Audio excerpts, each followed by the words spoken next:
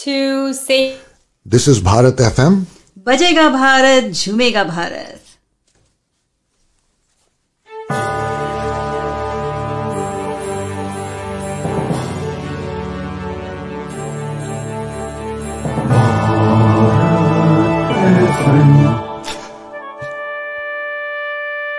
ये है भारत FM.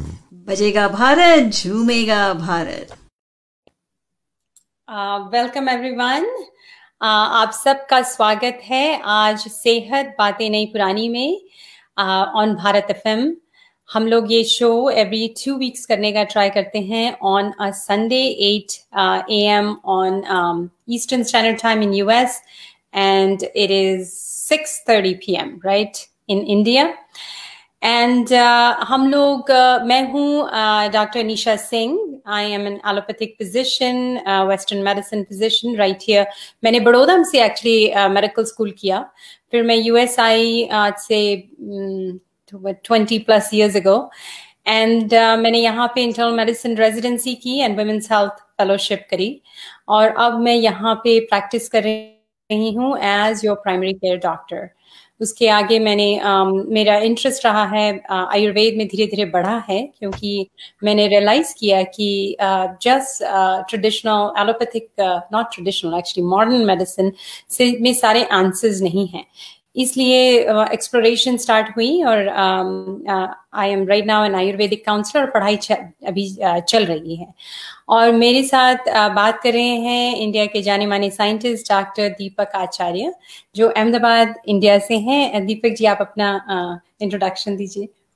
जी, तो आप सबको नमस्कार। और अनीशा जी मॉडर्न साइंस और होलिस्टिक साइंस दोनों को अब क्लब करके एक बढ़िया सा कॉम्बिनेशन बन गई हैं, तो आयुर्वेदा भी सीख रही हैं। अब मैं बेसिकली माइक्रोबायोलॉजिस्ट हूँ। पीएचडी किया मैंने माइक्रोबायोलॉजी में, फिर पोस्ट डॉक्टरेट किया मैंने, और जंगलों में गांव देहातों में घूमता फिरता रहता हूँ। एक साइंटिस्ट हूँ और जो गांव देहात का जो नॉलेज है, ट्रेडिशनल नॉलेज है, जिसको हर्बल मेडिसिन जो प्रैक्टिसेस होती हैं एज ओल्ड, उनको मैं डॉक्यूमेंट करने का काम करता हूँ और उनको देखता हूँ एक साइंस के नज़रिए से, साइंटिफिक टूल्स के जरिए, थोड़ा क्लिनिकल एक्सपेरिमेंट्स करके। तो एज ओल्ड नॉलेज को थोड़ा मॉडर्न पर्सपेक्टिव से देखने का काम कर रहा हूँ और यही मेरा काम है और यही पैशन भी है मेरा। और हम जो इस सीरीज को लेकर आते हैं, सेहत बातें नई पुरानी जो हैं, कुल मिलाकर ये कहने का इस हमारे इस सीरीज का पर्पस ये है कि हम पुरानी जो एज ओल्ड हिंदुस्तानी कल्चर में जो चीजें थी और जो एंशियंट नॉलेज है, जिसको हम लोग सो कॉल्ड दकियानुसी मानते हैं बहुत सारा, जो उसको हम कोशिश करते हैं नए साइंस के साथ जोड़कर देखने की, आप सबको इस बात से एजुकेट करने की कि क्या हम ये ट्राई करते हैं दोनों मिलकर इस सीरीज में कि क्या कुछ ऐसी पॉसिबिलिटीज हो सकती हैं कि दोनों जो स्ट्रीम ऑफ साइंस है इनको मिलाकर या फिर सेपरेटली, या कहाँ से कोई एक आंसर निकल पाए, सोल्यूशन निकल पाए बेसिकली, और एक कंक्लूड कर पाए हम कि बनिस्पत इसके कि ये लड़ाई लड़े हम कि कौन सा साइंस सबसे बेहतर है, एलोपैथी बेहतर है कि आयुर्वेदा बेहतर है कि यूनानी बेहतर है, होम्योपैथी बेहतर है, या कौन सा बेहतर है। वो लड़ाई के बजाय हम देखें कि रोगी कैसे ठीक हो, बीमारी की समस्याएं जो वो कैसे ठीक हो। तो कुल मिला के हम लोग इस सीरीज के साथ में यही काम करते हैं। तो ये मेरा छोटा सा इंट्रोडक्शन था और आगे कैरी करेंगे। डॉक्टर निशा, हमने लास्ट एपिसोड में हमने बात करनी शुरू करी थी अपने जो इस समय की जो सबसे बड़ी एक इशू है, लाइफस्टाइल डिसऑर्डर है, वेट लॉस को लेकर हमने काफी सारी बात करी थी। और उसके पिछले एपिसोड में हमने बहुत सारी चर्चाएं ऐसी करी थी जो थोड़ी सी ऑफ बीट भी हो जाती थी बीच बीच में, लेकिन पर्पस ये था कि हम कुल मिलाकर जान पाए कि काम किस तरह से करते हैं हम लोग और फिर ये क्या कितना इम्पोर्टेंट है ये नॉलेज। तो आज हम उसी सेगमेंट को कैरी कर रहे हैं आगे। अब डॉक्टर निशा आगे थोड़ा सा प्रोसीड करें, फिर हम आगे बढ़ते हैं। आपने लास्ट टाइम बहुत कुछ वेट लॉस के बारे में हमने बात भी करी। आपका जो ट्रिप रिसेंटली जो ट्रिप हुआ उसके बारे में हमने बहुत अच्छी बातें सुनी, कैसे आप ये ट्रिप्स करते हैं। हम सब चाहते हैं कि कहीं पर ऐसा अरेंजमेंट करें तो हम सब पहुंच जाएं एक ट्रिप में, पर आप तो अकेले सोलो ट्रैवलर हैं। पर आपकी बताऊं, मैंने उसके बाद मैंने जाके कुटकी, आपने बताया था कुटकी which is a little millet, मैंने खरीदा और बड़ा ही टेस्टी लगा। मैंने पहली बार लाइफ में खाया So actually, instead of white rice, I have replaced with Yeah, kutki. तो wonderful. या और वेरी फिलिंग होता है. इट्स अ मिलेट, सो हाँ, इट इज वो very low glycaemic index also, और उसमें प्रोटीन भी होता है. तो लोगों को जो लगता है कि नहीं मीट से ही प्रोटीन आएगा, तो in fact millets have protein too. I was looking it up. So बड़ा ही टेस्टी. आपने सही कहा, वो थोड़ा सा ही बनाने में पेट काफी भर जाता है. तो और वही सब्जी के साथ बहुत मजा आया खाने में. तो वो तो बहुत ही मजा आया. अब हम आगे बढ़ते हैं कि एक क्वेश्चन उठता है कि बहुत सारे डाइट्स, कोई एटकिंस डाइट पे जा रहा है, नए नए डाइट्स आते जा रहे हैं. तो जो आपकी ये सब ट्रेडिशनल नॉलेज आती है और आपने जो एक्सपीरियंस किया है, और जो आपने कहा देहातों में लोग मोटापा से डील नहीं करते हैं, तो what is the best diet for weight management? Weight management के लिए सबसे अच्छी डाइट आपके हिसाब से क्या है? ऐसा कौन सा जादू है किस डाइट में? मेरे ख्याल से दो तीन चीजें बहुत बेसिक हो सकती हैं जो मैं इतने सालों से देख रहा हूँ, जो दो तीन चीजों को जरा थंब रूल मानकर हम चल लें।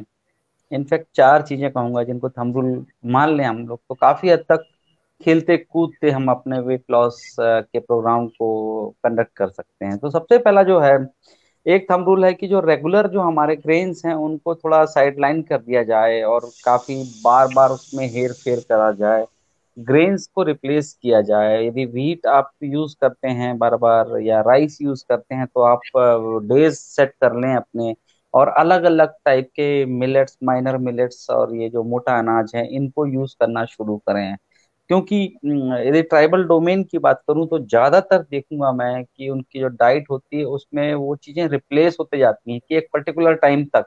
क्योंकि बहुत सारी चीजें सीजन बेस्ड भी होती हैं। यदि मैं आपको ज्योग्राफिकली बताऊं पतालकोट का किस्सा, तो इतना इतना डिफिकल्ट टेरेन है बेसिकली, और पूरी तरह से fully dependent upon the monsoon and rainfall. तो उतने सीजन में जो क्रॉप आ रही है उनकी उसको निकालेंगे, फिर ठंड की जो क्रॉप क्रॉप है वो निकालेंगे।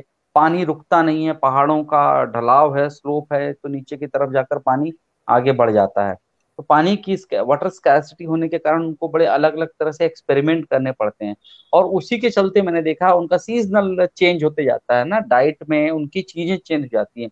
तो ज्वार जो बाजरा है वो जितना कंज्यूम करेंगे ठंड में, और इनफैक्ट मार्च तक उन लोग करेंगे, उसके बाद उसको थोड़ा साइड लाइन कर देंगे, फिर दूसरी चीज लेंगे। तो वही चीज को यदि मैं पिक करूं उस डोमेन से कि किस तरह से डाइट के अंदर में बार बार ग्रेन्स का रिप्लेसमेंट करते हैं, और बेसिकली इसी बहाने जाने अनजाने में जो माइक्रो और मैक्रो न्यूट्रिएंट्स की जो डिफिशियंसी होती होगी वो भी फुलफिल हो जाती है हमारे साथ में। तो जो माइनर मिलेट्स हैं जिनको हमेशा हमने ना एक साइड लाइन करके रखा हुआ है, हम कभी उनको उस तरह से मेन स्ट्रीम पर लेकर नहीं आए। हम बहुत सारे, मैं कहूँ 99.5% किचन्स में मैं ये देखूंगा कि यदा कदा ही मतलब कोई दूसरे माइनर मिलेट्स का इस्तेमाल होता है कि चलिए यार आज बहुत दिन हुआ सरसों की साग और मक्के की रोटी खाई जाए, यार बहुत दिन हुआ बाजरा नहीं खाया हमने, अच्छा बहुत दिन हुआ नागली के पापड़ नहीं चखे हमने। तो ये जो चीजें होती है, रागी का लोड नहीं बनाया, सत्तू नहीं खाया हमने, तो ये जो चीजें हमने बहुत दिनों से नहीं किया वाली जो हैबिट है, जो टेंडेंसी, उसको रूटीन में लाया जाए और वीकली आप शेड्यूल सेट करें कि कम से कम 7 दिनों में कम से कम 5 दिन या 4 दिन तो कम से कम आप एक्सपेरिमेंट कीजिए ग्रेन्स के साथ में। तो अलग अलग वेराइटी ऑफ ग्रेन्स को अलग अलग दिन आप सेट कर देते हैं, तो पहला एक ग्रेन का एक ऑप्शन आ जाता है। दूसरा जो सबसे अच्छा थंब रूल मुझको लगता है हमेशा कि खाना खाने के पहले भरपूर सैलेड खाया जाए, वेजिटेबल सैलेड खूब सारा कंज्यूम कर लेंगे आप तो फाइबर भी खूब सारा आ रहा है, और उसमें भी अगेन वही विटामिन और मिनरल्स और सब चीजों के अलावा स्टमक फिल भी हो रहा है पहले से। तो पेट भर खाइए, आपको वहां पे रोक टोक नहीं है आपके पास में कि आपको इतना ही सैलेड खाना है कि भाई इतना एक मुट्ठी में आ गया, नहीं, आप भरपूर खाइए। उसके बाद में फिर इधर खाना भी खाइए आप, जो फुल मील जो कहते हैं हम, कि जो आप दाल चावल रोटी या कुटकी जो भी बनाए आप वो खा सकते हैं पहले, लेकिन सैलेड जरूर खाना है। दूसरा जो सबसे पहला एक्सपेरिमेंट बताया आपको ग्रेन्स के साथ में करने के लिए, दूसरा सैलेड्स के साथ में, तीसरा ग्रीन वेजिटेबल्स जितनी है, हाफ कुक्ड ग्रीन वेजिटेबल्स जितना ज्यादा हम लेना शुरू करेंगे, खाना शुरू करेंगे, तो ये भी एक किस्सा बन के रह जाता है कि हम लोग ग्रीन वेजिटेबल्स को ज्यादा कंज्यूम नहीं करते हैं, और खासतौर पे फ्रेश वाली जैसी होती है मेथी, तो वो सीजन में आएगी, पालक वो भी सीजन में चलेगी। तो लेकिन वो भी सीजन में भी हम लोग उतना नहीं कंज्यूम करते हैं। वो एक दो बार हमने कहा कि चलो पालक पनीर बना लेते हैं जी, कोई बोलेगा चलिए जी पालक मटर बना लेते हैं, अभी थोड़ा बहुत दिन हुआ नहीं खाया, तो वो एक या दो बार या तीन बार बनेगी। लेकिन वहीं हम पोटैटो को देखेंगे तो बहुत इंटीग्रेटेड होता है, हर तीसरे दिन दूसरे दिन कोई ना कोई फॉर्म में हम पोटैटो तो कंज्यूम कर लेंगे, फ्राई करके डीप रोस्ट कर दिया, फ्रेंच फ्राइज बना दी, तमाम तरह की चीजों को। तो ग्रीन वेज को हमने अगेन उसको भी थोड़ा साइड लाइन करके रखा है। तो तीसरा चीज ये हो गया। और जो चौथा चीज जो मुझको लगता है कि दिन में यदि कोई थोड़ा सा भी नैप लेता है, सोता है 1 घंटा, यूजुअली इंडियन हाउसवाइफ्स की तो ये आदत है कि दिन में 1 डेढ़ घंटा 2 घंटा वो आराम से तान के सो जाएंगी, काम करके, मेहनत भी बहुत करती हैं वो, और विद ड्यू रेस्पेक्ट। लेकिन मैं चाहता हूँ कि दिन का जो टाइम है, जो नेचर कहता है कि लाइट, सनलाइट आया हुआ है आपके पास, मतलब जब तक सूर्य जाग रहा है, आदिवासियों का कहना है अगेन, जब तक सूर्य जाग रहा है तब तक आपको जागने का मैसेज दे रहा है वो। जब वो सोने जाता है तो वो आपको मैसेज देता है कि आप भी सोने जाइए, आप भी, अंधेरा हो गया, आप चले जाइए। तो वो दोनों का शेड्यूल उनने बड़ा बैलेंस रखा है नेचर ने। मतलब यदि हम इस तरह की कंट्री में बात करें जो जहाँ पर दिन और रात बराबर होते हैं, मैं, अब ये चीज वहां लागू नहीं होने वाली, जहाँ पर रशिया में चले जाते हैं तो आपको कई बार विंटर्स में तो डे टाइम बिल्कुल कम हो जाता है, या जो भी जो ट्रांजिट होता है उन सब चीजों का। लेकिन ये हाँ है कि यदि 12 12 घंटे का हम शेड्यूल माने तो उसमें भी ये बहुत जरूरी है कि साउंड स्लीप आपको मिले। साउंड स्लीप से मतलब ये होता है कि मिनिमम 6 से 7 आवर्स की अच्छी स्लीप आना चाहिए। और स्लीप भी वो कि सुबह उठने के बाद में आपको पता नहीं रहे कि आपको लगे अरे मैं बहुत जल्दी उठ गया, लेकिन आपने देखा है कि 6 घंटा आप सो गए हैं, आपको कोई ड्रीम नहीं आया, आप डिस्टर्ब नहीं हुए। वैसी स्लीप जब आने लगे तो आप समझ जाइए बॉडी का मैकेनिज्म बिल्कुल परफेक्ट चल रहा है। तो कुल मिला के दिन में नहीं सोना है, सैलेड खूब सारा कंज्यूम करना है, ग्रीन वेजिटेबल्स यूज में लानी है आपको, और जो चौथा है, जो वो जो माइनर मिलेट्स हैं उनका उनको कंज्यूम करना शुरू करना पड़ेगा। ये मोटी मोटी चीजें, बाकी ना आप अलग अलग नाम से बोल लीजिए, कीटो डाइट बोल लीजिए, एटकिंस बोल लीजिए, कार्बोहाइड्रेट फैट और प्रोटीन का अलग अलग रेशियो करके मैनेज कर लीजिए। प्रैक्टिकली मैं आपसे कहूँ तो हम में से कोई भी इंसान तराजू लेकर नहीं बैठा है यार, एक एप्पल में कितनी कैलोरीज होंगी। हर बार आप गूगल करने नहीं जाएंगे कि आपने एक प्लेट पोहा खा लिया, उसमें थोड़े प्याज भी डाल दिए थे, थोड़ा एक जलेबी भी खा ली, कितनी कैलोरी कंज्यूम कर ली, अरे 800 हो गया, अच्छा अभी 600 और बची है, 800 और कैसे करना है, दिन भर उसी थॉट में जा रहे हैं आप। तो this is not a correct way. तो फॉरगेट अबाउट योर कैलोरीज, क्या कैलोरीज ले रहे हैं आप, कितनी कंज्यूम कर रहे हैं, भूल जाइए उस चीज को। क्योंकि सबसे ज्यादा कैलोरी का इंटेक जो होता है वो आपके मील्स पर होता है। सबसे ज्यादा कैलोरीज आप लेते हैं जब खाना खाने बैठते हैं। तो कई बार दबा के खाते हैं हम खाना, भूख बहुत लगी है तो हमने अच्छे से खा लिया, पेट भर खा लिया, 3 बार डकार ले लिया, अच्छे से खा लिया हमने। लेकिन वही खाने को आपने ब्रेक डाउन कर दिया, खाने को आपने रिप्लेस कर दिया, उसका बहुत बड़ा हिस्सा 60% पोर्शन जो उसका सैलेड में कन्वर्ट कर दिया आपने। सैलेड फटाफट डाइजेस्ट होने वाला है, फटाफट उसके फाइबर्स और सब चीजें ब्लड में जाके डिजोल्व होने वाले हैं, सारी चीजें जो आपके बॉडी को एब्जॉर्ब होने वाली हैं। और वो बहुत देर तक स्टे नहीं रहने वाला है। हो सकता है उसके बाद में आपको 2 घंटे 3 घंटे 4 घंटे के बाद में हल्की हल्की क्रेविंग्स भी हों, तो आप उसमें कहीं ना कहीं बाईपास कर सकते हैं छोटी छोटी चीजों से। लेकिन उस समय जब आप लंच या डिनर के फेस पर बैठे हुए हो, उस सिटिंग पर हैं आप, तो वहां पर आपको उसको क्रैक डाउन करना है। तो सबसे बड़ा थंब रूल है कि मैक्सिमम सैलेड, सैलेड आपने जम के ले लिया, और कुटकी जैसी चीज आपने यदि रख ली, मक्के की रोटी रख ली, आप 5 गेहूं की चपाती खाइए, और उसका जो, उसकी जो जो कैलोरीज होंगी, या उसका जो आपको लगेगा कि अब पेट भरा है 5 चपाती खाने के बाद में, तो आप आधी मक्के की रोटी खा के देखिए, आपको लगेगा यार उतना ही हो गया है, काफी पेट काफी हैवी हो गया, ऐसा लग रहा है मुझको। वो इसलिए कि ये तेजी से फिल करते हैं स्टमक को, और ये सप्रेस करते हैं बहुत सारी चीजों को, कि आपकी जो क्रेविंग्स आ रही हैं उनको भी सप्रेस करने का काम करते हैं। ये खासियत है इन माइनर मिलेट्स की। तो चाहे मेज हैं, चाहे फिंगर मिलेट्स हैं, चाहे कोदू है, कुटकी है, या जो भी आप पता है, ज्वार बाजरा जौ बार्ली जिसको बोलते हैं, उसको भी आप ले सकते हैं। और नागली जिसको सुआ कहा जाता है, तो ये सारी चीजों को आप यूज करना शुरू करेंगे। अब आजकल ना सारे डिपार्टमेंटल स्टोर्स पे ये सब मिलते हैं, और ये अपने आप में बड़े अच्छे से शोकेस करके रखे जाते हैं। जो हमारा बड़ा कॉमन सा इंटीग्रेटेड यहाँ का जो कल्चर था वो था, जिसको अब शोकेस करा जा रहा है इस तरह से, क्योंकि हमने रिप्लेस कर दिया सब चीज़ों को गेहूं से, अरहर की दाल से, या कोई राजमे से, या फिर एक आध कुछ और रिप्लेस करते हैं। बाकी हम वही वही वही वही वही वही खा रहे हैं, राइस, वही राइस आ रहा है। तो हमने कभी सोचा नहीं कि राइस का अल्टरनेट कुटकी भी हो सकता है, खा के देखें आप। कोदू हो सकता है, खा के देखें आप, चख के देखें। तो और उसके अंदर में भी, उनसे भी बहुत अच्छी अच्छी रेसिपीज बनती हैं। आप इंजॉय कीजिए, फूड को इंजॉय करना चाहिए। ये नेचर की दी हुई ऐसी जबरदस्त गिफ्ट है कि जिसको सबको इंजॉय इंजॉय करने का हक है। हम लोग तो पैदा हुए हैं तो हम खाने के लिए, मतलब जो कहते हैं कि जीने के लिए खाना या खाने के लिए जीना है, तो दोनों चीजें हैं, वो इंसान की नेसेसिटी है वो। प्लांट्स खुद अपना फोटोसिंथेसिस से फूड बना रहे हैं, हम डिपेंडेंट है प्लांट्स के ऊपर में। ये साइकिल है लाइफ का। लेकिन हम यदि ये सब चीजें सोच के सब कट करना शुरू कर दें खाने के लिए, कि नहीं ये खाना ही नहीं है हमें, इसके तरफ तो देखना भी नहीं है। ये बहुत सारे डॉक्टर्स को मैंने कहते सुना है कि आप तो भूल जाइए डायबिटिक हैं, आप तो भूल जाइए गुड़, चीकू, केला, सीताफल बिल्कुल भूल जाइए, बिल्कुल छूना नहीं है आपको। तो फिर मैं सोचता हूँ, मैं इस बात से आर्ग्यू करता हूँ कि फिर वो बॉडी में कहाँ से आएगी, जो एक शुगर की रिक्वायरमेंट है बॉडी को, वो आएगी कहाँ से, यदि हम पूरी तरह से एक तरफ से चोक कर दिए चीजों को, एक तरफ से एक रास्ता बंद कर दिया, और यहाँ बॉडी क्रेव कर रही है उन सब चीजों को। सेल्स को एनर्जी चाहिए, एनर्जी को पाने के लिए उसको कार्बोहाइड्रेट का ब्रेकडाउन करना पड़ेगा, तो एनर्जी कन्वर्ट होगी, एनर्जी मिलेगी। अब वो कार्बोहाइड्रेट का सप्लाई नहीं हो रहा है, इनटेक नहीं है, तो सेल्स बहुत एफर्ट मार रही हैं, तो फिर दूसरे प्रॉब्लम शुरू हो जाएंगे। तो वो एक के साथ में दूसरा कोरिलेशन क्यों कहते हैं, लोग कहते हैं कि यार डायबिटीज किसी को ना हो, क्योंकि एक चीज आती है 10 चीजों को लेकर आती है साथ में।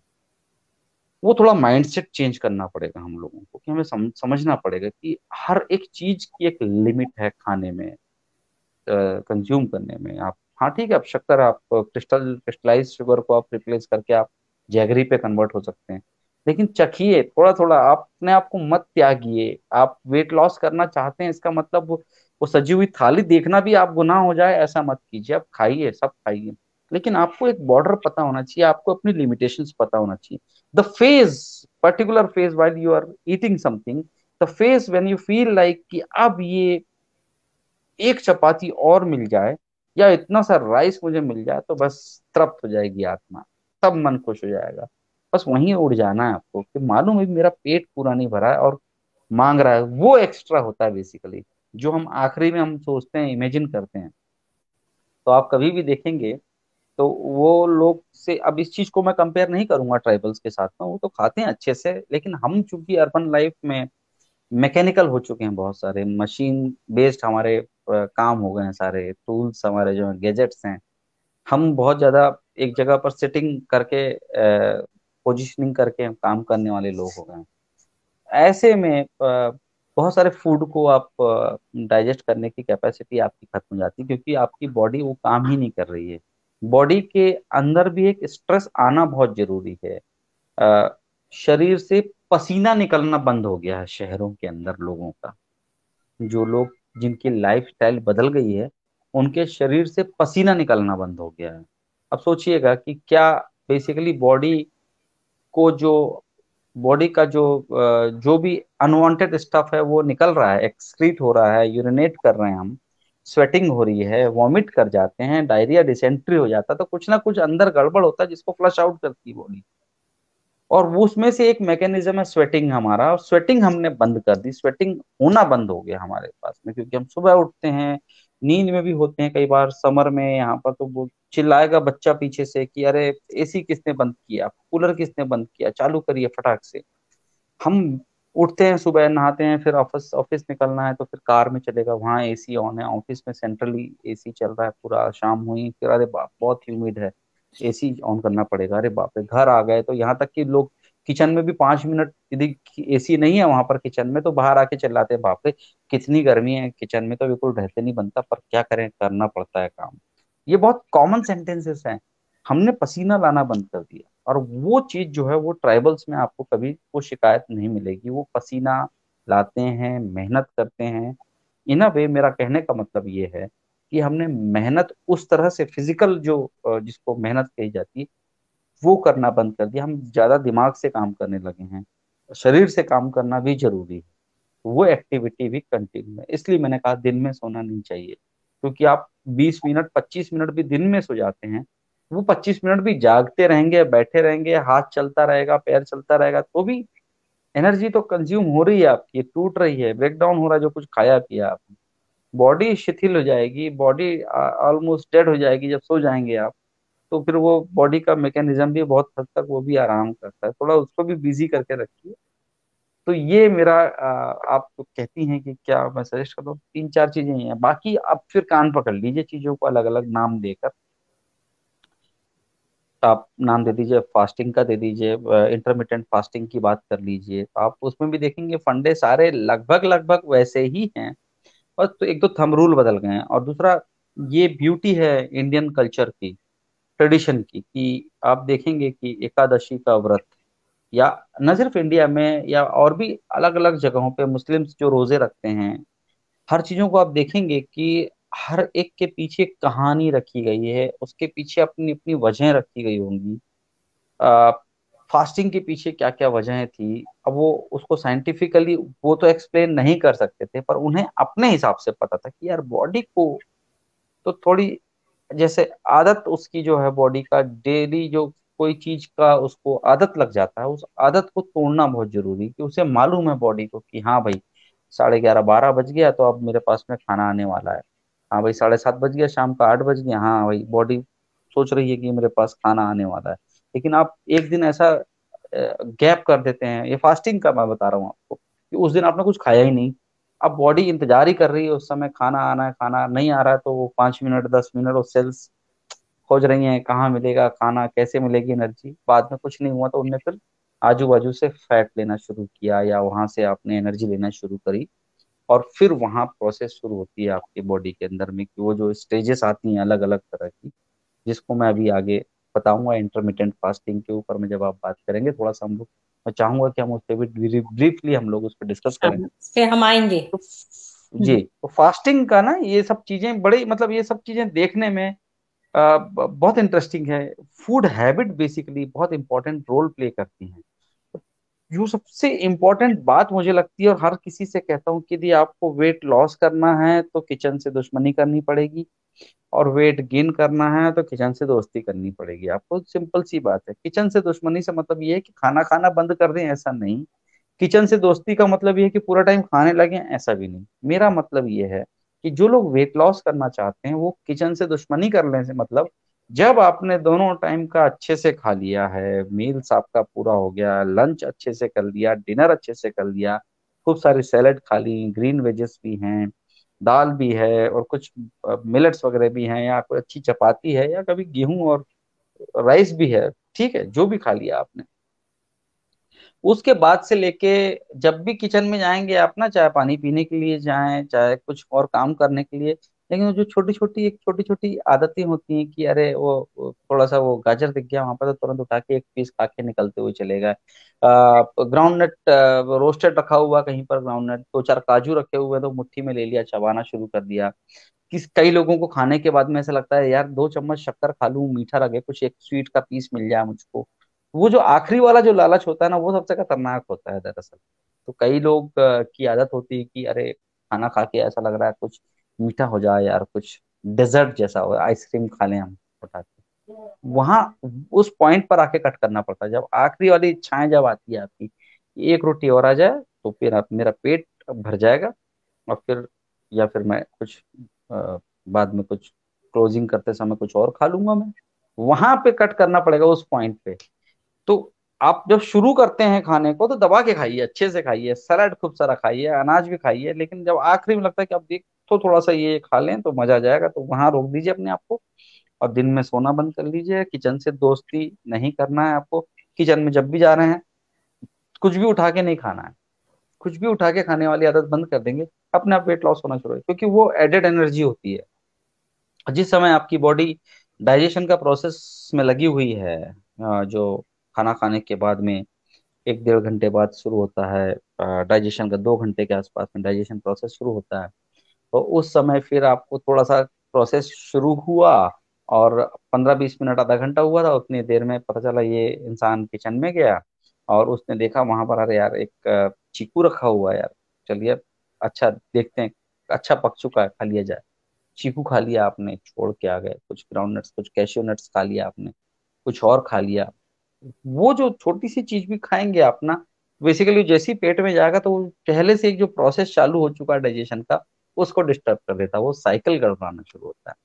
वो साइकिल गड़बड़ाता है तो फिर एक समय आके बॉडी सोचता है अंदर से कि चलो ठीक है, ये आदमी मुझे इरिटेट कर रहा है, मैं इसको इरिटेट कर देती हूँ। नहीं करना है, हैंड्स अप, मुझे नहीं करना है कुछ। तो जितना फैट वैट जो कुछ भी, वो सरेंडर हो गया वहीं पर। मैं बहुत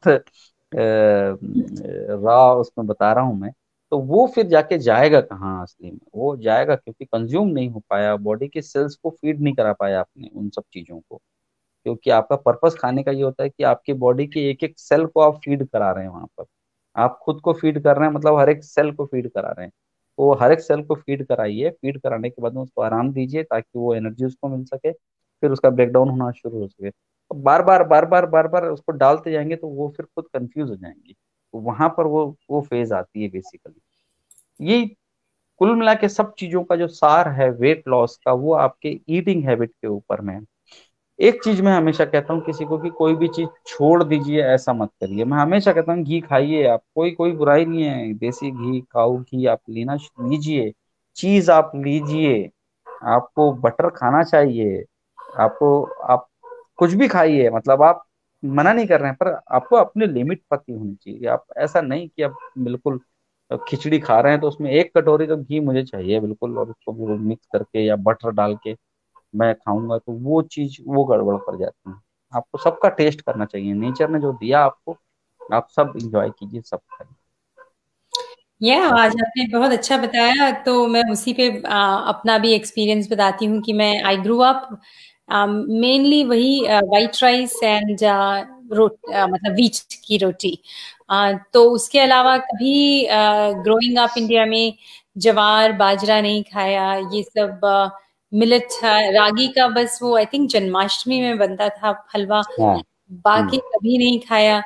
और ये भी थॉट प्रोसेस था कि ये तो गरीब लोग खाते हैं, हाँ। ये जवार बाजरा। जब मैं ये यहाँ पे यूएस में आई हूँ और फिर मैंने यहाँ होलिस्टिक न्यूट्रिशन न्यूयॉर्क से किया, तब तो यहाँ पे मैंने सीखा कि अच्छा ये सब तो बहुत हेल्दी है, in fact it's way better than even eating wheat.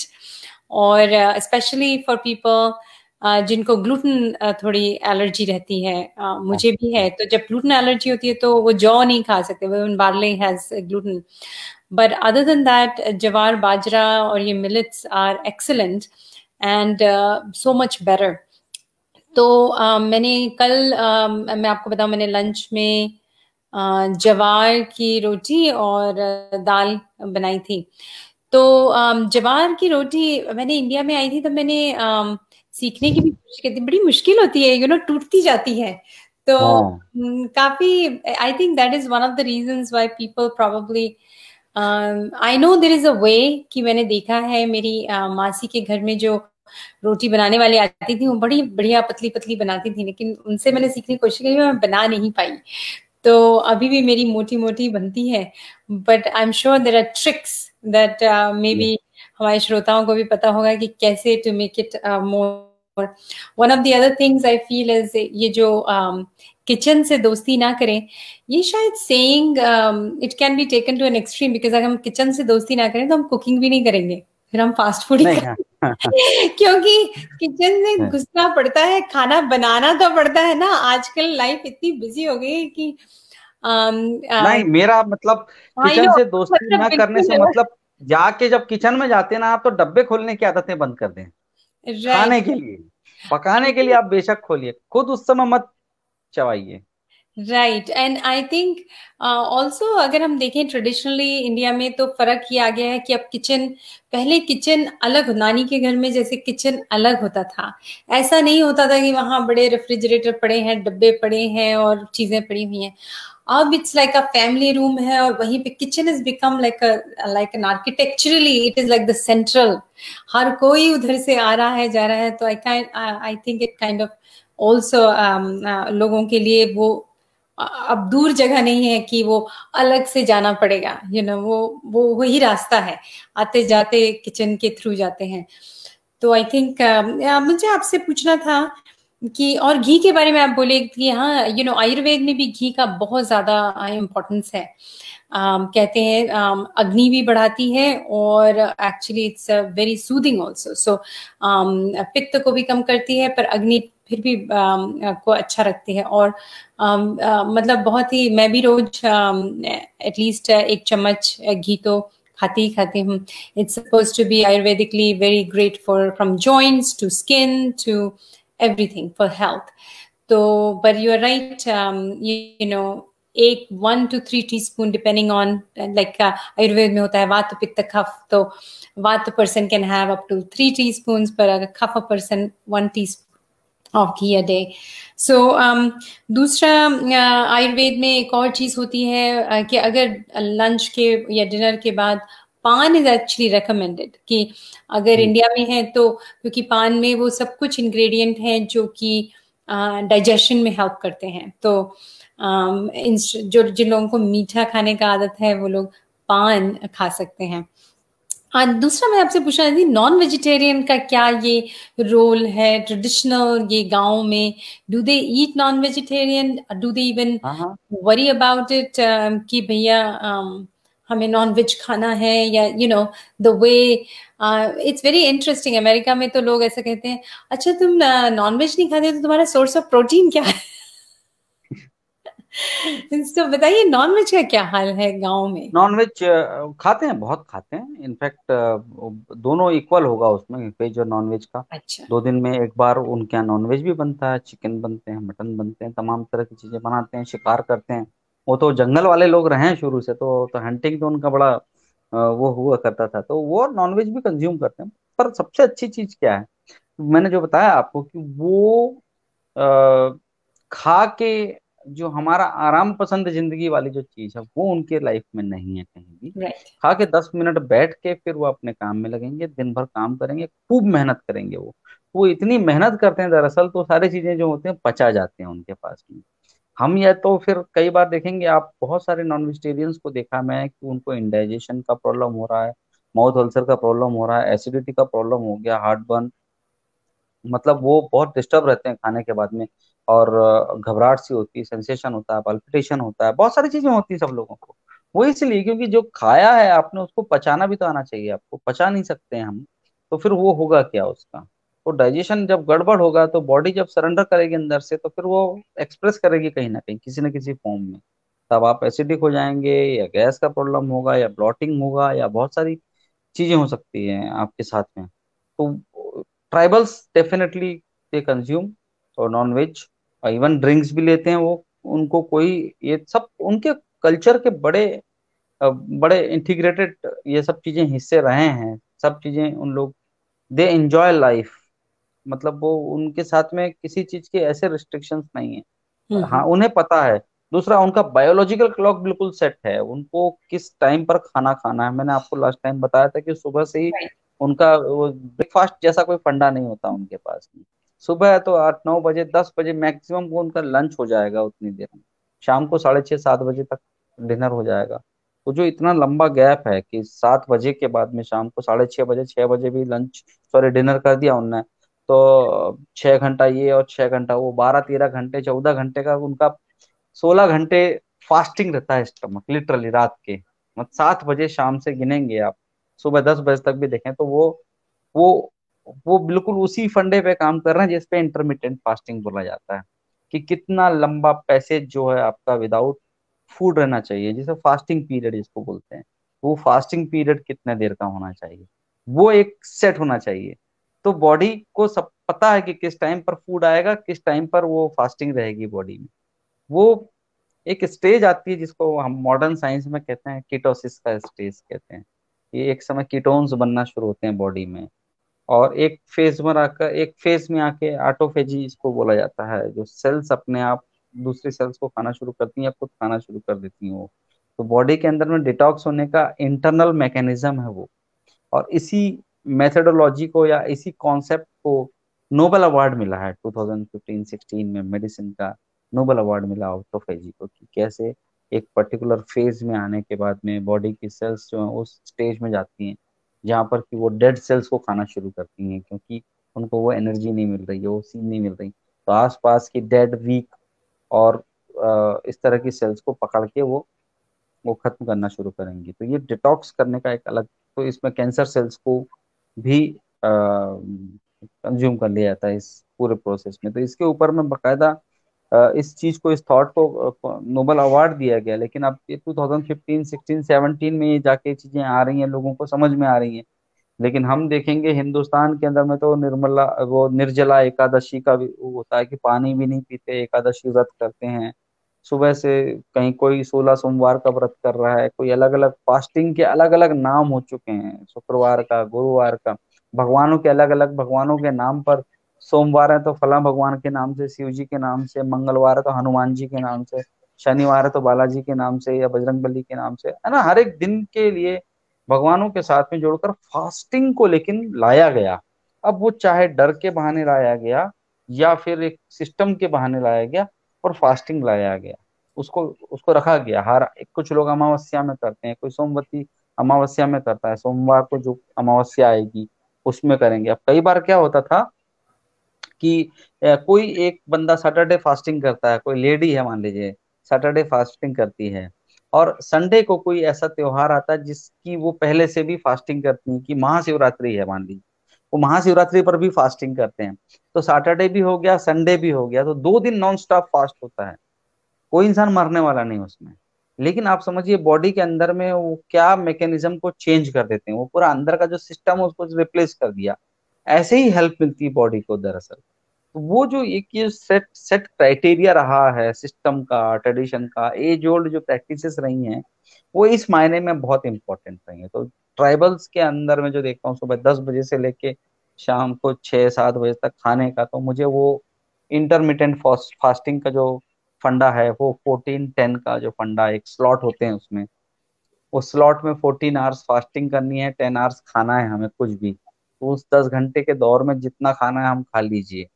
तो वो जो वही चीज बेसिकली ये ट्राइबल डोमेन में वो पहले से चला आ रहा है वो सिस्टम। तो उनका वो 14-10 का या 16-8 का जो शेड्यूल है, 16 आवर्स फास्टिंग हो जाएगी, 8 आवर्स हम कंज्यूम करते रहेंगे, कुछ भी खा सकते हैं उसमें। तो ऐसा तो उनकी लाइफ में होता ही होता है। तो वो उस दो स्लॉट्स के बीच में हमेशा आते हैं। तो ये जो हम खाने की भी बात कर रहे हैं, और यदि हम ट्रेडिशनल नॉलेज को देखें इसमें, तो आप पाएंगे यही कि एक गैप जरूर आता है उसमें। 12 घंटे से ज्यादा का गैप आता है, 2 मील्स या एक एक ब्रेक चीट करा जाता है बॉडी को बेसिकली, शाम के बाद में सुबह के बीच में, या फास्टिंग करी जाती है। ये So सारे फंडे रहे हैं। yeah, so ji. so now we are talking about intermittent fasting. जो अब ये word आ गया, modern word, intermittent fasting, right? तो इसमें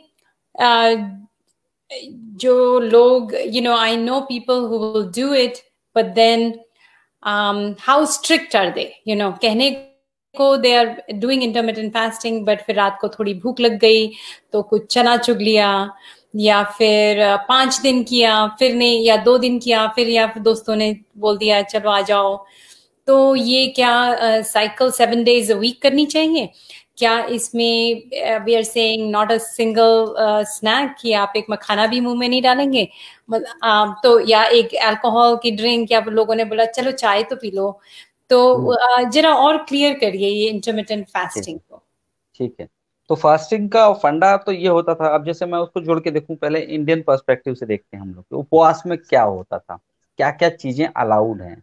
उपवास के भी आप देखेंगे तो अलग अलग बाइफर्केशन हुए, टाइप्स ऑफ डूइंग फास्टिंग। एक हुआ एक टाइम का उपवास, कि हम एक टाइम कुछ नहीं खाएंगे, एक टाइम फुल मील लेंगे, दिन में एक टाइम खा लिया या रात में एक टाइम खा लिया। अगेन वो भी उसी कैटेगरी में आ रहा है फास्टिंग की, कि भाई हमने, आज सुबह 12 बजे हमने खाना खाया, अब हम खाना नहीं खाएंगे, हम सीधे कल सुबह खाने वाले हैं। तो आपने वहां पर लगभग लगभग 20 घंटे का एक फास्टिंग फिर से ला दिया अपने आप बॉडी के अंदर।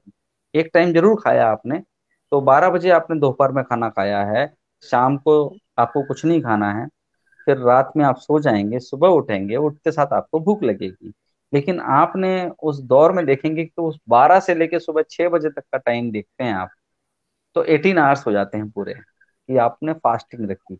वही करना है। तो ये क्या हाफ हाफ टाइम का एक फास्टिंग होता है। दूसरा एक फुल टाइम फास्टिंग होता है कि सुबह से लेके शाम तक कुछ नहीं खाएंगे उन लोग। तीसरी चीज ये होती है कि फलाहार कहा जाता है, जिसमें कि फलों को हम कंज्यूम कर सकते हैं। एक टाइम हम फल खाएंगे, एक टाइम हम अनाज खाएंगे, दूसरे टाइम हम सिर्फ फ्रूट्स खाएंगे। तो वो भी मतलब लोग करते हैं इस तरह से। अब यहाँ पर जाते हैं इंटरमिटेंट फास्टिंग। तो उस समय जब जो लोग करते हैं हमारे कल्चरल उससे मैं देखूं, तो आप उसमें बहुत सारी चीजें परहेज में होती हैं। यदि आप खाना खा भी रहे हैं, एक टाइम भी खा रहे हैं मान लीजिए, या एक टाइम कुछ और नाश्ता अलाउड है आपको, तो उसमें वो सारी चीजें नहीं आएंगी जो नाश्ते में हम लेते हैं रेगुलरली। पूड़ी और छोलों की सब्जी नहीं मिलने वाली उसमें। तो हो सकता है वो नाश्ते के लिए वो सिंघाड़े का आटा जो होता है वो चेस्टनट का, वाटर चेस्टनट का, उसका आटा, उसका फ्लोर लेके उससे कुछ डिश बना लेंगे, उसके कुछ भजिया बना लेंगे, या फिर साबूदाना के पकोड़े बनाएंगे, या साबूदाने का इस्तेमाल करेंगे भी। और फिर वो स्वीट पोटैटो ले लेंगे।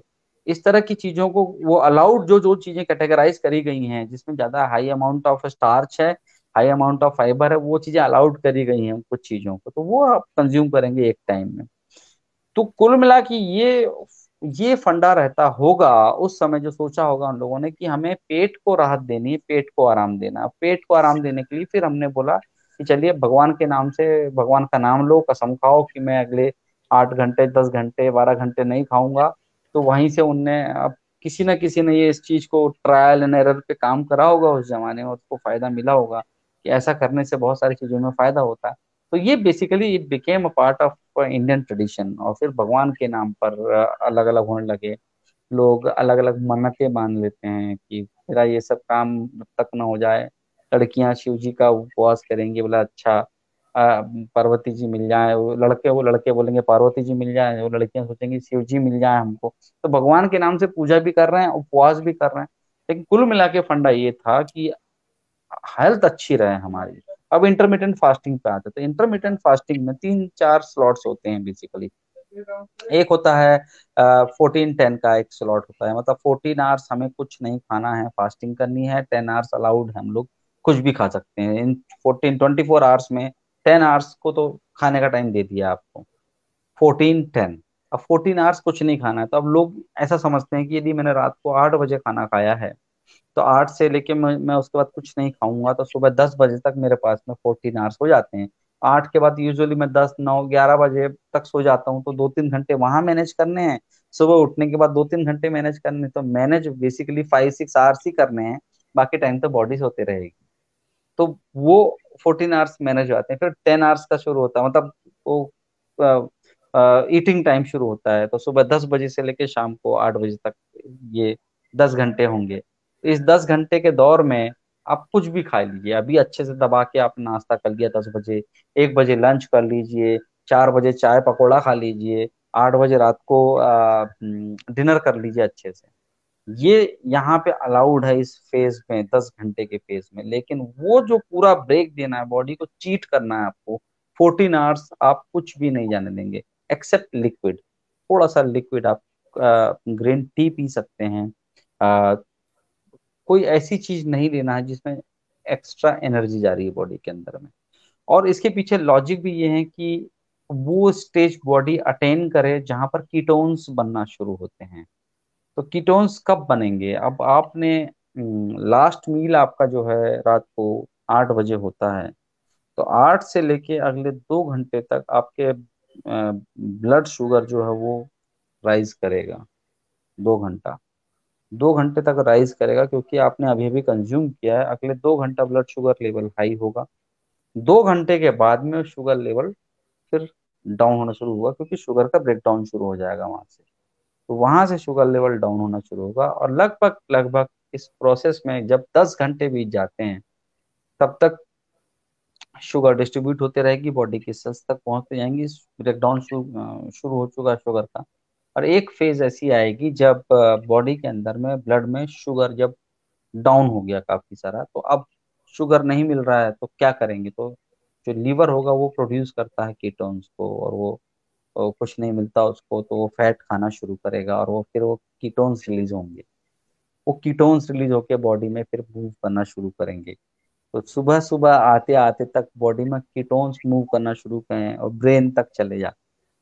अब आप इस चीज को कोरिलेट कर लीजिए, क्योंकि यदि ब्रेन पर कीटोन्स जाने के बाद में ब्रेन हाइपर एक्टिव हो जाता है, ब्रेन कीटोन्स के कांटेक्ट में आने के बाद में ब्रेन सेल्स जो है वो, और हमारा जो एज ओल्ड नॉलेज है वो कहता है कि सुबह उठ के पढ़ने से चीजें जल्दी याद होती, जल्दी। हमारे बुजुर्ग लोग कहा करते थे कि सुबह उठिए पढ़िए, सुबह उठिए दौड़िए, एक्सरसाइज करिए, अच्छे विचार करिए। मेरी नानी जो हैं, जो थी, हम सुबह 5 बजे हम सोए रहते थे। उस जमाने में 5:30 6 बजे वो रेडियो चालू कर लिया करती थी। और विष्णु सहस्त्र नाम, हम लोग साउथ इंडियंस हैं तो हमारे घर में रेडियो पर MS सुब्बलक्ष्मी का विष्णु विष्णु सहस्त्र नाम चालू हो जाता था। 6 बजे रेडियो विविध भारती पर विष्णु सहस्त्र नाम बजता था। तो हम आंख मूंदे हुए हैं, लोग सोच रहे हैं फिर भगवान का नाम जाप चल रहा है तो, और वो चलता था 1 घंटा तक लगभग चलता था, तो अपने आप नींद भी खुल जाती थी। लेकिन उठते साथ वो सारी चीजें आ रही हैं जब ब्रेन में जिस समय हाइपर एक्टिव है, तो आप समझिए उसको कोरिलेट करिए, ये संस्कारों के हिस्से थे। और वो हमने उस चीज को ना, वो क्योंकि अब आपने 8 बजे खाना खाया है और फिर बीच में 2 बजे रात को उठ के मिडनाइट क्रेविंग हुई, तो आपने वो कुछ एक नूडल्स बना लिए, थोड़ा सा कुछ रखा था ब्रेड तो जैम लगाकर खा लिया, तो वो कीटोन वाली फेज आ ही नहीं पाई आपके पास। वो वाली फेज आ ही नहीं पाई जहां पर आपके फैट सेल्स हैं वो स्क्वीज होना शुरू हो जाएं। वो स्टेज आई नहीं, आपने अटेन ही नहीं किया उस स्टेज को। तो ये एक रास्ता है बेसिकली, इसको नया नाम दे दिया गया इंटरमीडिएट फास्टिंग। अब इसको थोड़ा और उन लोग स्ट्रेच करते हैं, 14-10 को 16-8 में स्ट्रेच करते हैं कि अब 16 आवर्स हम लोग कुछ नहीं खाएंगे और 8 आवर्स में कुछ भी कंज्यूम कर सकते हैं। तो वो जो हम 10 बजे 8 बजे रात तक खा रहे थे, अब उसको 6 बजे शाम तक लाना पड़ेगा आपको, सुबह 10 से लेकर शाम को 6 बजे तक के। तो वो 2 घंटा भी आपने और स्ट्रेच कर दिया आपने और नजदीक ले आए, मतलब खाने का पीरियड। तीसरा एक और है इसके बाद का स्टेज है, तो वो 18-6 का, कि 18 आवर्स आप कुछ नहीं खाएंगे और 6 घंटे खाएंगे। तो वो 10 बजे से लेके शाम को 4 बजे तक जो खाना है आपको वो खाइए, फिर पूरे टाइम कुछ नहीं खाना है, लिक्विड चलेगा, कॉफी चलेगी। इस स्टेज के बाद में आती है ऑटोफेगी की स्टेज, जब वो सेल्स को बिल्कुल कुछ नहीं मिलने लगता, तो एक समय आके फिर वो अपने डेड सेल्स को खाना शुरू करती है। तो बेसिकली ये जो स्टेज है, ये वाली स्टेज है जो 14-10 के बाद वाली, जो भी स्ट्रेच कर रहे हैं हम इंटरमिटेंट को, चाहे वो 16-8 से या 18-6 से, हर एक स्टेज में जो 2 घंटे का जो मार्जिन कम करते जा रहे हैं, कुल मिला के बॉडी को कम फीड करा रहे हैं आप। और एक लालच होता है ना आपका, आप क्या सोचेंगे कि जब शुरू में लोग करते हैं ना इंटरमीडिएट फास्टिंग, तो वो थोड़े लालची हो जाते हैं कि अरे यार सिर्फ 10 घंटे खाने के, 14 घंटे फास्टिंग करना, तो एक काम करो ये भी खाओ वो भी खाओ वो भी खाओ वो भी खाओ, खूब खाते हो, एंड कोई बुराई नहीं है उसमें, ठीक है। लेकिन वो टाइम का जो बाउंडेशन आ जाता है आपके पास में हमेशा कि अरे यार अभी तो 10 नहीं बजा सुबह का, भूख लग रही मुझे, अभी तो 8:25 हुआ है, 1.5 घंटा कैसे रखूंगा मैं अपने आप को। तो वो आधे उसी में स्ट्रेस में आ जाते हैं उन सब चीजों को छोड़ के। वहां सबसे बड़ा कंट्रोल करना पड़ता है कि नहीं, अभी भी वो कुल मिला के ये हो गया कि जब आप 14-10 में गए तो आपने अपना बॉडी का बायोलॉजिकल क्लॉक सेट कर दिया, यदि आप रिलीजियसली फॉलो कर रहे हो तो फायदा मिलना शुरू होता है, आपको मिलेगा उसमें भी। बस ये जो बीच की जो चीजें हैं जो हम गड़बड़ कर देते हैं, वो स्टेज हम लोग नहीं आने देते, तो बीच में मिडनाइट क्रेविंग की वजह से यही होता है कि लोग, अच्छा खासा डाइजेशन हो रहा है, अच्छा खासा सेट हो गया मामला, लेकिन बीच में आके 3 बजे रात को उठे तो रेफ्रिजरेटर ओपन करके देखे, ऊपर चॉकलेट रखी थी, उठा के अंदर किया उसको, एक खाया, चलेगा सोने के लिए पानी पीकर। और वो उसमें उतने से काम ने आपका पूरा मैकेनिज्म जो है बॉडी का चल रहा था सिस्टम, उसको डिस्टर्ब कर दिया। तो इट्स लाइक प्लांट से कोरिलेट करूं मैं आपको, तो प्लांट्स में मैंने शायद आप बताया था, हमने राइट। जिक्र किए थे कि फ्लावरिंग के बारे में, कि एक सब्सटेंस ए बनता है जो कन्वर्ट होता है बी में शाम तक, और बी कन्वर्ट होके सी में एक सब्सटेंस बनता है दैट इज कॉल्ड एज फ्लोरिजीन। एक हार्मोन है जो फ्लावरिंग के लिए रिस्पॉन्सिबल हार्मोन है। तो वो ए से बी का स्टेज आना, बी से सी का स्टेज आना, और वो फ्लोरिजीन का बनना, एंड देन वो एपिकल बड तक पहुंचना, इस सारे प्रोसेस में कम से कम 8 घंटे लगते हैं।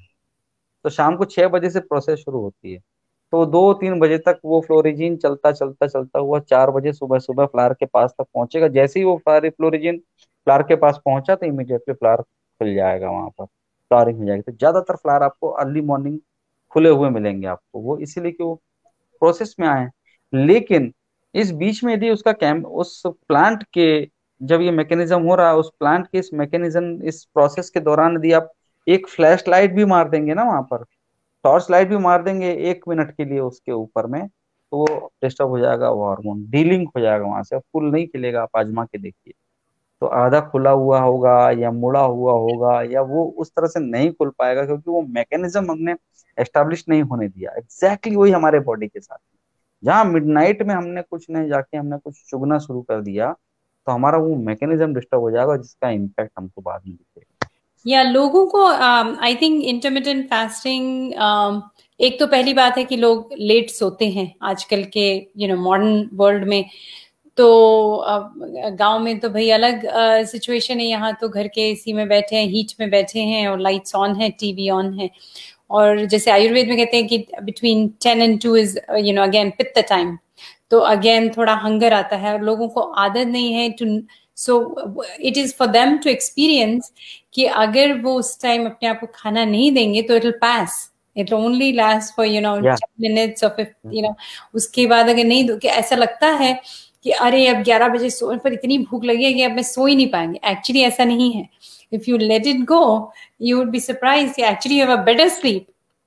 ये हमारे सिर्फ यहाँ पे मैसेज जो जा रहा है ना, वो गलत मैसेज जाता है, और वो रिसेप्टर्स हमारे गड़बड़ होते हैं। टॉवर जो होता है ना कैच करने वाला, वो और भूख लगी भूख लगी भूख लगी, आप उसको डांट दीजिए वहां से, कोई भूख नहीं लगी है भाई, सब तो बढ़िया हो। ये बताइए, आप यदि किसी को भूख लगी है उस समय, यदि वो नहीं खाता है तो क्या होगा? राइट, कुछ नहीं होने वाला, कोई फर्क नहीं पड़ने वाला, वो आके फेंट होके नहीं गिर जाएगा। अनटिल डायबिटिक है वो, हाइपोग्लाइसीमिक हो गया, तो ऑब्वियसली भूख लगेगी उसको, कुछ ना कुछ देना पड़ेगा, अलाउड, कोई इशू नहीं है। यहाँ पे डायबिटिक की हम बात ही नहीं कर रहे हैं, हम राइट। एक हेल्थी बंदा कोई उसकी, उनको तो अलाउड है कि भाई उन्होंने देखा ग्लूकोमीटर से कि यार भाई ठीक है, मैं 65 70 आ गया मेरा रीडिंग, तो मुझे इमीडिएटली कुछ चबाना पड़ेगा।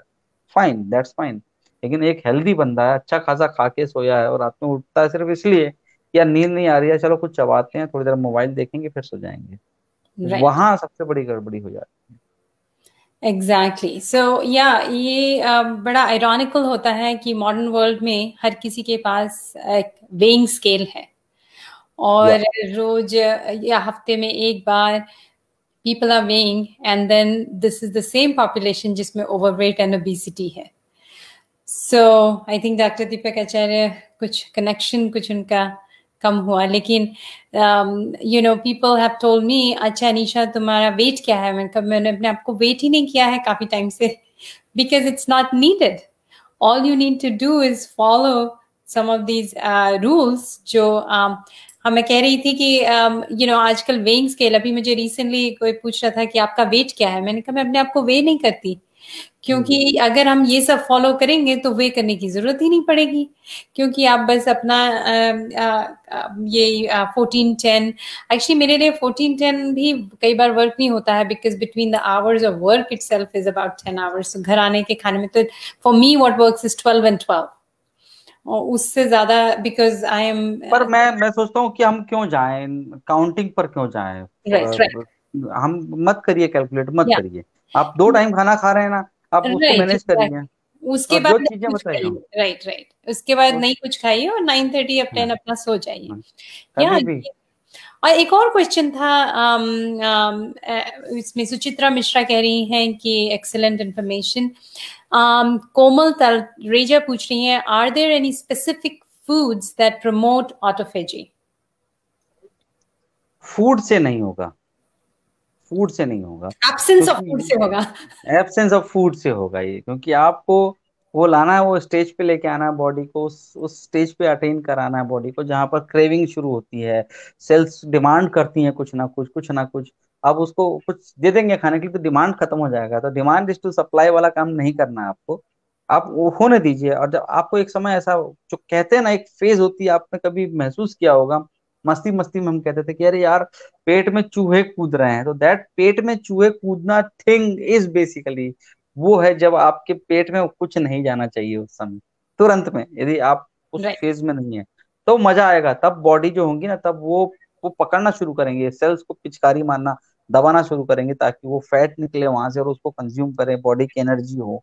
तो लोग जो प्रोडक्ट बिकते हैं बाजार में वो कहते हैं ये फैट बर्न करता है, ये फैट को खा जाता है। तो ऐसा कुछ नहीं होता है, बर्न कभी नहीं हो सकता, खा कभी नहीं सकते।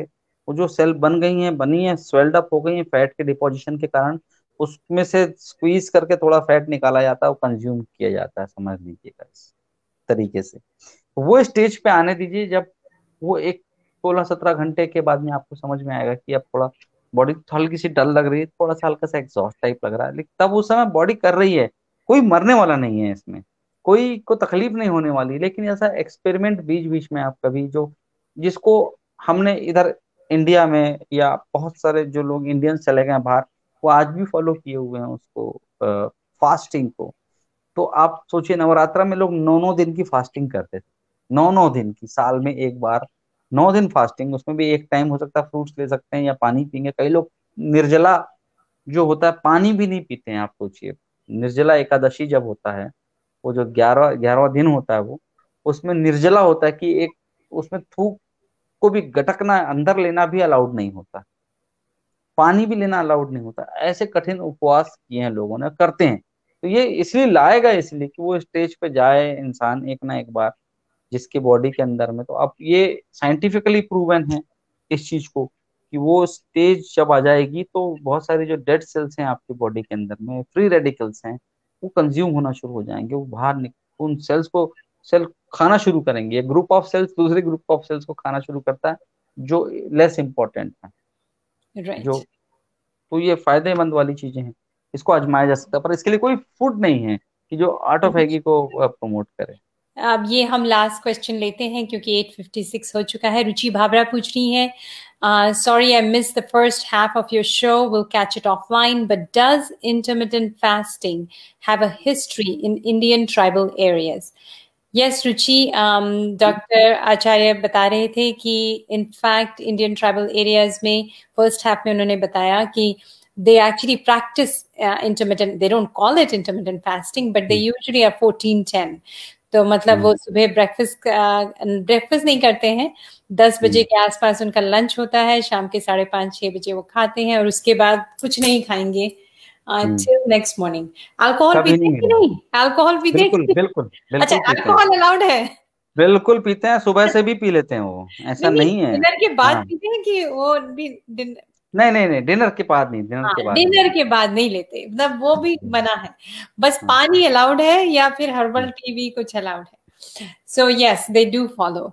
सो विद दैट आज हम 8:57 हो चुका है। हम लोग रुचि भावरा कमेंट कर रही हैं, our दादाजी used to say when eating a meal you should stop when you feel like you need one more chapati. Yes, your दादाजी was right.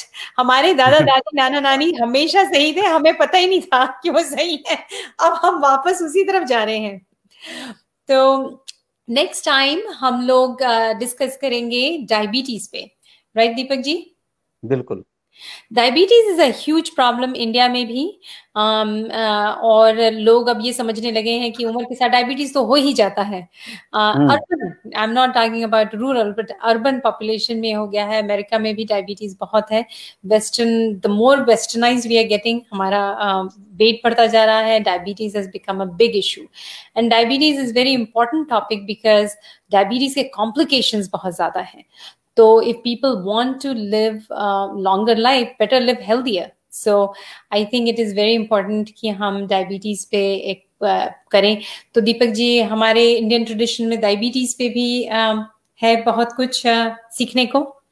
बहुत कुछ सीखने को है, वो तो सेकेंडली पहले से भी ये माइंडसेट बना के चलें कि हम लोग यहाँ कोई उसका ट्रीटमेंट नहीं बताने वाले, मैनेजमेंट बताएंगे हम लोग यहाँ पर।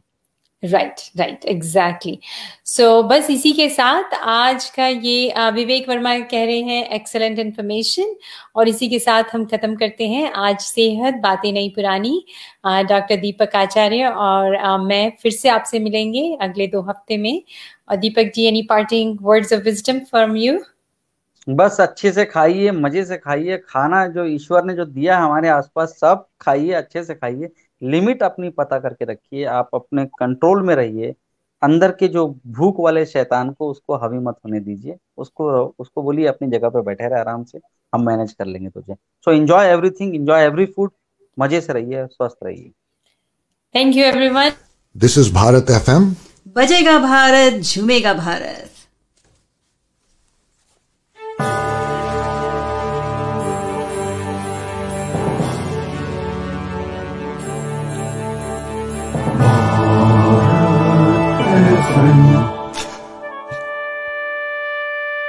ये है भारत FM. बजेगा भारत, झूमेगा भारत।